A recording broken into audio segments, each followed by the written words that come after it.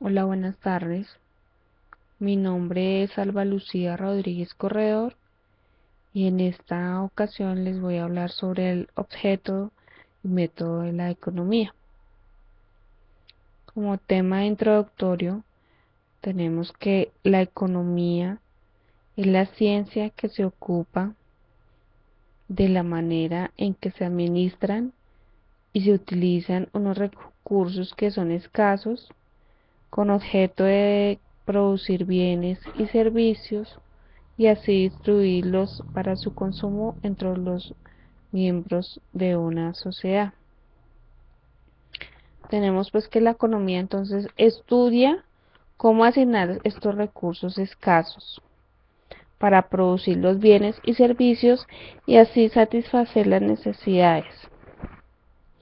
Esta se ocupa de estudiar la forma en que los agentes toman decisiones y cómo éstas se traducen en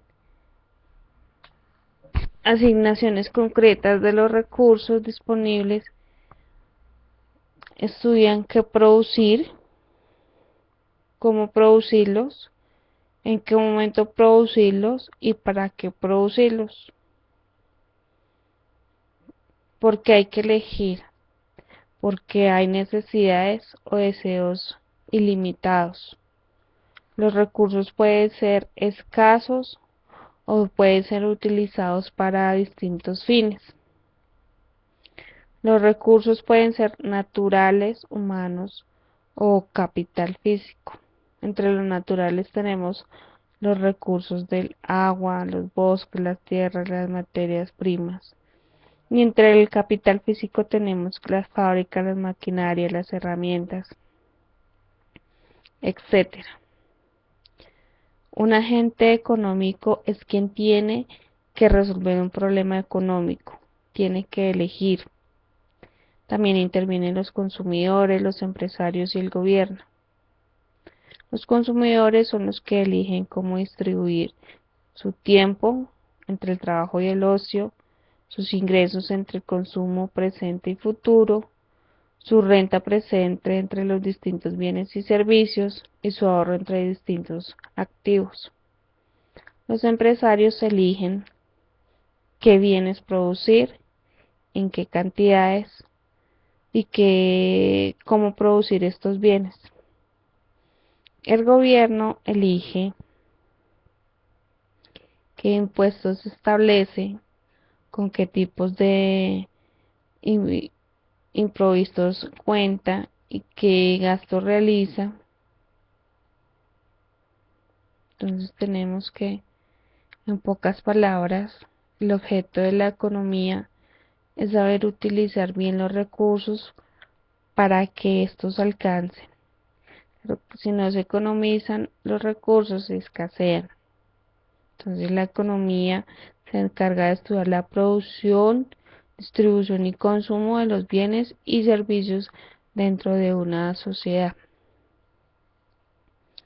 Los principales objetivos tenemos que son el desarrollo económico de la sociedad, la estabilidad en los precios, la eficiencia en la economía, la ausencia del desempleo, el equilibrio comercial, la seguridad económica, la distribución equitativa de ingresos y la libertad económica. Método de la economía.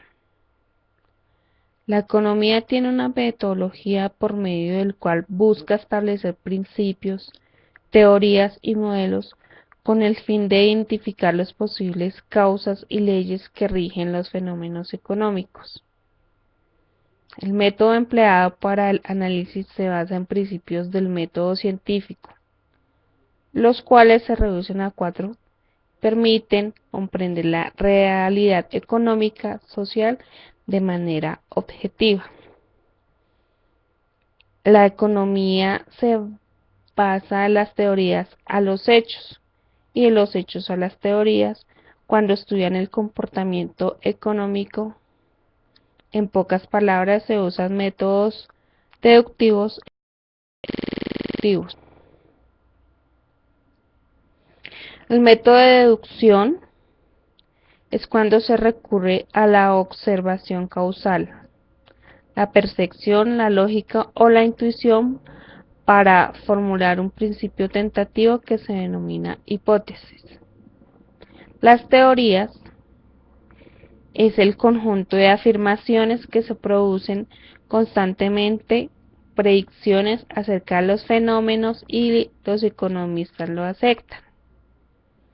La política económica son las opiniones sobre el tema ya mencionado, cómo aplicar el conocimiento en la economía para la solución de problemas económicos. Otro tema que vamos a abordar es la diferencia entre ciencia normativa y la ciencia positiva.